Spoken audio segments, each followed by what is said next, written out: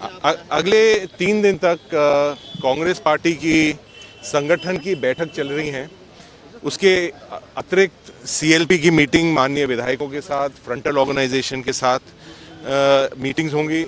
इन मीटिंगों के अंदर जिला कांग्रेस कमेटी के अध्यक्ष, जो प्रदेश कांग्रेस कमेटी के पदाधिकारी भी हैं, इंचार्जेस हैं, उनसे हम बैठकर चर्चा करेंगे।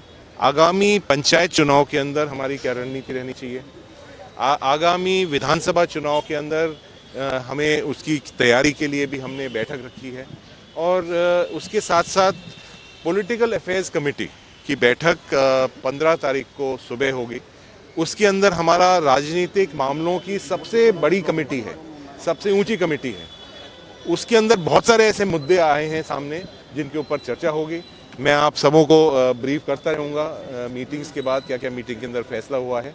और इसके साथ साथ एक ये भी पूरा प्रदेश के अंदर एक बड़ा एजिटेशन कार्यक्रम भी शुरू करने की चर्चा होगी कि जो भारतीय जनता पार्टी की जो सरकार चल रही है, हेमंत बिस्वा शर्मा जी यहाँ के मुख्यमंत्री हैं, जिस तरह के करप्शन जो इस सरकार बिल्कुल एक तरह से सबसे भ्रष्ट सरकार जो पूरे देश के अंदर है वो चल रही है, उसके ऊपर उसको एक्सपोज करने के लिए आम आदमी की जो आवाज़ है, जो इनने वादे करे थे, मुद्दे उठाए थे, उन पर ये सब फेल हो चुकी है। ये सब बातों के ऊपर भी हम चर्चा करेंगे।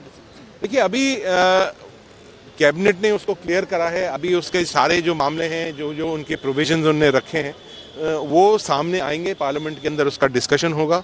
उसके बाद ही कोई उसके ऊपर निर्णय लिया जाएगा। लेकिन मूल रूप से उनको ये सोचना पड़ेगा कि बहुत बार क्या होता है, सरकारें बीच में समाप्त हो जाती हैं, बहुत सारी इश्यूज आ जाते हैं, तो उनका क्या प्रावधान होने वाला है। तो ये बहुत सारे उसके अंदर सवाल हैं, उन सवालों को उनको जवाब देना पड़ेगा। उसके बाद ही जो इंटायर ऑपोजिशन पार्टीज है उसके ऊपर चर्चा करेंगे।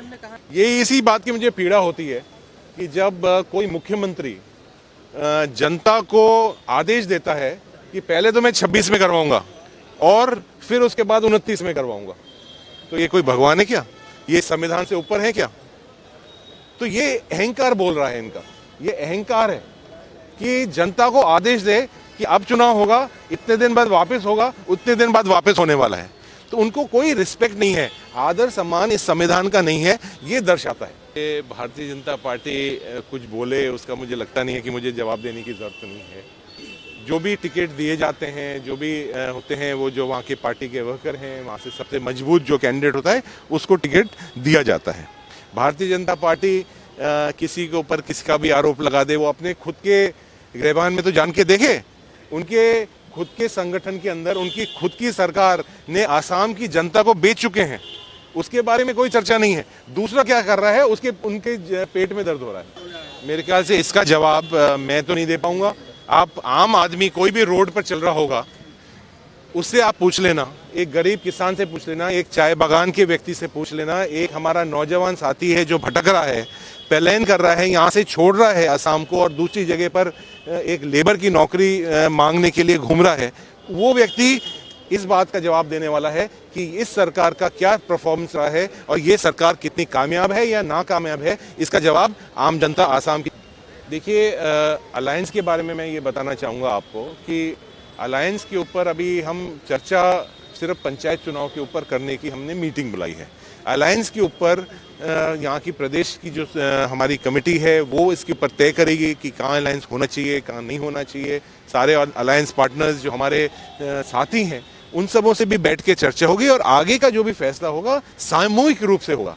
ये सिर्फ अकेला जितेंद्र सिंह उसके ऊपर नहीं कह सकता या अकेली कांग्रेस पार्टी उसके ऊपर नहीं कह सकती है। ये एक सामूहिक रूप से हमें बात करके ही उसके ऊपर फैसला लिया जाएगा। যিকোনো খবৰৰ বাবে যোগাযোগ কৰক 7099017330 লগতে 7099017110 নম্বৰত।